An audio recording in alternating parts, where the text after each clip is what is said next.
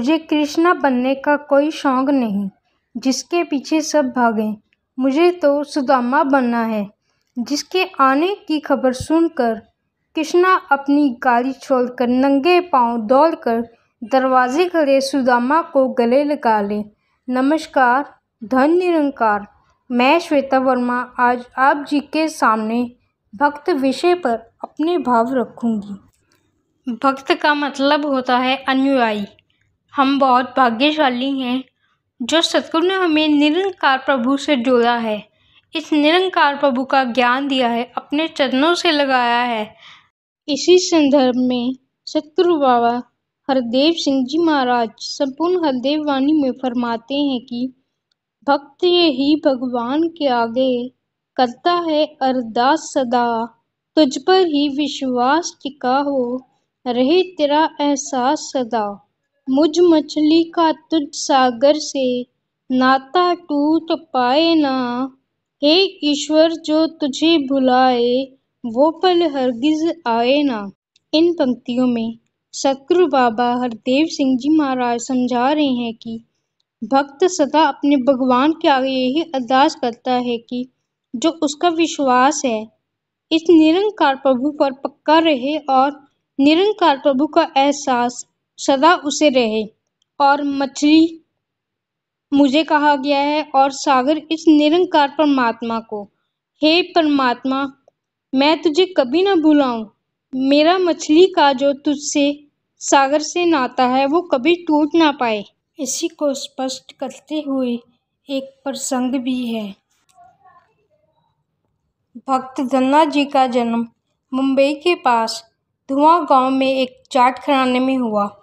आपके माता पिता कृषि और पशुपालन करके अपना जीवन यापन करते थे।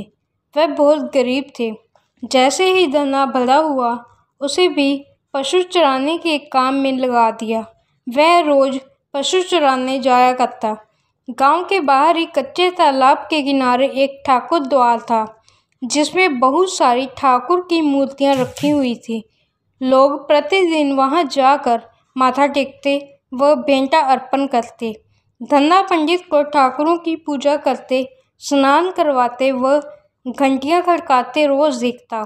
अलग बुद्धि का होने के कारण वह समझ ना पाता। एक दिन उसके मन में आया कि देखते हैं कि क्या है।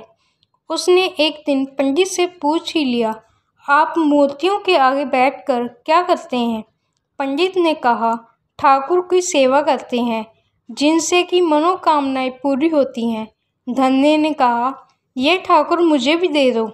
उससे छुटकारा पाने के लिए पंडित ने कपड़े में पत्थर लपेटकर दे दिया।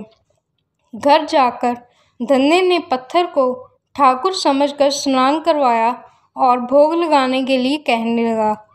उसने ठाकुर के आगे बहुत मिन्नतें की। धन्ने ने कसम खाई कि यदि ठाकुर जी आप नहीं खाएंगे तो मैं भी भूखा ही रहूँगा। उसका यह प्रण देखकर प्रभु प्रकट हुए तथा रोटी खाई व लस्सी पी। इस प्रकार धन्ने ने अपने भोलेपन में पूजा करने और साफ मन से पत्थर में भी भगवान को पा लिया। जब धन्ने को लगन लगी उस समय उसके माता पिता बूढ़े हो चुके थे और अकेला नवयुवक था। उसे ख्याल आया कि ठाकुर को पूजा से खुश करके यदि सब कुछ हासिल किया जा सकता है तो उसे अवश्य ही ये करना होगा, जिससे घर की गरीबी चली जाएगी तथा सुख आए। ऐसा सोचकर ही वह पंडित के पास गया। पंडित ने पहले ठाकुर देने से मना कर दिया कि वह ठाकुर की पूजा अकेले नहीं कर पाएगा। दूसरा, तुम अनपढ़ हो। तीसरा, ठाकुर जी मंदिर के बिना कहीं नहीं रहते और ना ही प्रसन्न होते हैं, इसलिए तुम जिद मत करो और खेतों की संभाल करो। ब्राह्मण का धर्म है पूजा पाठ करना, जाट का कार्य है अनाज पैदा करना। परंतु धन्ना टस से मस ना हुआ। अपनी पिटाई के डर से पंडित ने जो शालीग्राम मंदिर में फालतू पड़ा था उठाकर धन्ने को दे दिया और पूजा पाठ की विधि भी बता दी। पूरी रात धन्ने को नींद नहीं आई। वह पूरी रात सोचता रहा कि ठाकुर को कैसे प्रसन्न करेगा और उनसे क्या मांगेगा। सुबह उठकर अपने नहाने के बाद ठाकुर को स्नान कराया, भक्ति भाव से बैठकर लस्सी रिड़की व रोटी पकाई। अपने प्रार्थना की, हे प्रभु भोग लगाओ, मुझ गरीब के पास रोटी लस्सी और मक्खन ही है और कुछ नहीं। जब और चीज़ें दोगे तब आपके आगे रख दूंगा। वह बैठा ठाकुर जी को देखता रहा। अब पत्थर भोजन कैसे करे? पंडित तो भोग का बहाना लगाकर सारी सामग्री घर ले जाता था, पर भले बालक को इस बात का कहाँ ज्ञान था। वह बेचैन होकर कहने लगा कि क्या आप जाट का प्रसाद नहीं खाते? दादा तो इतनी देर नहीं लगाते थे। यदि आज आपने प्रसाद ना खाया तो मैं मर जाऊंगा, लेकिन आपके बगैर नहीं खाऊंगा।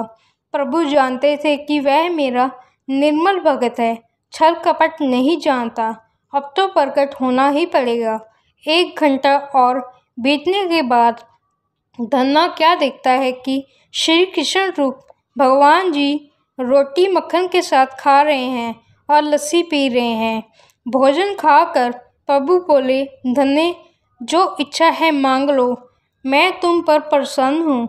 धन्य ने हाथ जोड़कर विनती की, भाव जो तुम्हारी भक्ति करते हैं तो उनके कार्य स्वाद देता है। मुझे गेहूँ दाल व घी दीजिए, मैं खुश हो जाऊँगा। यदि जूते कपड़े 7 प्रकार के अनाज, गाय व भैंस, सवारी करने के लिए घोड़ी तथा घर की देखभाल करने के लिए सुंदर नारी मुझे दे दें। धन्य के यह वचन सुनकर प्रभु हंस पड़े और बोले, ये सब वस्तुएं तुम्हें मिल जाएंगी। प्रभु बोले, अन्य कुछ? प्रभु, मैं जब भी आपको याद करूं आप दर्शन दीजिए। यदि कोई ज़रूरत हुई तो बताऊंगा। तथास्तु भगवान ने उत्तर दिया, हे प्रभु, आज से आपका आजीवन सेवक हुआ। आपके अलावा किसी अन्य का नाम नहीं लूँगा। धन्ना खुशी से दीवाना हो गया। उसकी आंखें बंद हो गई। जब आंखें खोली तो प्रभु वहीं नहीं थे।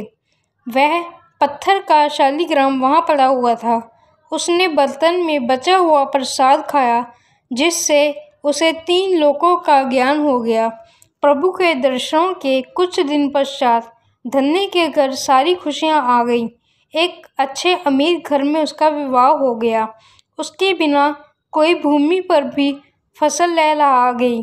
उसने जो जो प्रभु से मांगा था उसे सब मिल गया। किसी ने धन्य को कहा, चाहे प्रभु तुम पर प्रसन्न हैं, तुम्हें फिर भी गुरु धारण करना चाहिए। उसने स्वामी रामानंद जी का नाम बताया। एक दिन अचानक ही रामानंद जी उधर से निकले। भक्त धन्य ने दिल से उनकी खूब सेवा की तथा दीक्षा की मांग की। रामानंद जी ने उनकी विनती स्वीकार कर ली और दीक्षा देकर धन्य को अपना शिष्य बना लिया। धन्ना भगवान के नाम का सुमिरन करने लगा। आगे की पंक्तियों में सतगुरु बाबा हरदेव सिंह जी महाराज फरमा रहे हैं कि आनंद के सागर तुझ में ही गोते नित लगाऊं मैं, परमानंद की धार बहइये मन शीतल कर पाऊं मैं। दम दम पर तुझको ही ध्याऊं, पल पल तुझे चितारूं मैं। तुम संग प्रीत लगाऊं प्रीतम, अपना जन्म संवारूं मैं। इन पंक्तियों में सतगुरु बाबा हरदेव सिंह जी महाराज समझा रहे हैं कि हे निरंकार सच्चे पातशाह, इस आनंद के सागर में मैं सदा गोते ही लगाता जाऊं और परमानंद की धार मेरे अंदर बहती जाए, ताकि मैं इस मन को शीतल कर पाऊं और दम दम पर तुझको ही ध्याता जाऊं, तुझे कभी ना भुलाऊं, अपने मन से तेरे संग ही प्रीत लगाऊं और अपना जन्म संवार लूं। आगे की पंक्तियों में सतगुरु बाबा हरदेव सिंह जी महाराज फरमा रहे हैं कि कृपा करो कि जुड़ी हमेशा तुझसे मन की तार रहे, कहे हर देव सदा है दाता, तेरा ही आधार रहे। इन पंक्तियों में सतगुरु बाबा हरदेव सिंह जी महाराज समझा रहे हैं कि हे निरंकार सच्चे पातशाह, हे सतगुरु, मेरे दिल की तार, मेरे मन की तार, कुछ भी मैं सोचूं हमेशा आपसे ही जुड़ी रहे और मुझे सिर्फ तेरा ही आधार है। मैं कोई भी काम करूं तेरा आधार लेकर ही करूं। जो प्रभु का भक्त होता है वह सुख दुख से उठकर होता है। प्रभु भक्त पर सदा भक्ति का रंग चढ़ा रहता है। दूसरा कोई भी रंग उसकी सोच में आ ही नहीं सकता। चाहे तन जाए या धन, भक्त को कोई परवाह नहीं होती। भक्त के लिए सिर्फ भक्ति ही करना सर्वप्रथम होता है। भक्त ईश्वर की भक्ति कभी नहीं छोड़ता। इसी संदर्भ में सतगुरु माता सुदीक्षा सविंदर हरदेव जी ने भी अपने विचारों में फरमाया कि भक्त सुख में अत्यधिक खुश ना होकर और दुख में अत्यधिक दुखी ना होकर अनासक्त भाव से इस संसार में विचरण करते हैं। वह ये भली भांति जानते हैं कि चाहे सुख हो या दुख हो, दोनों ही कुछ समय के लिए हैं। इन्हीं शब्दों से मैं श्वेता वर्मा लेती हूँ आपसे इजाज़त।